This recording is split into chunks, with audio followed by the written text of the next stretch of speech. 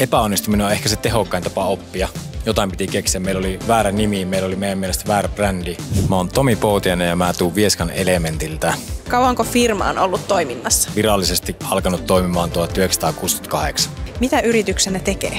Meidän yritys tekee puuelementtejä, seiniä, kattoja, lattioita. Minkä tahansa puusta voi elementoida, niin todennäköisesti on ratkaisu siihen.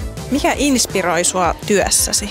Se, että mä pääsen vaikuttamaan, pääsen toteuttamaan itteeni ja pelaamaan niillä mun omilla vahvuuksilla. Osaatko nimetä, mitkä sun vahvuudet on?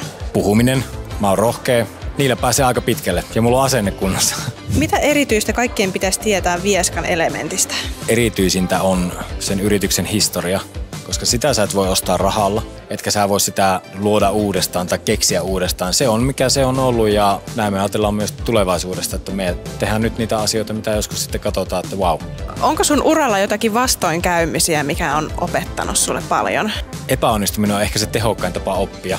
Jos puhutaan vastoinkäymisestä, niin kyllä se ehdottomasti oli 22-23 rakennusalan romahtaminen. Ei ollut mitään. Jotain piti keksiä. Meillä oli väärä nimi, meillä oli meidän mielestä väärä brändi. Ei ollut tarjouspyyntöjä, ei ollut tarjouksia, ei ollut tilauksia, ei ollut mitään. Ja se oli kyllä semmoinen puoli vuotta, että en varmasti unohda ikinä.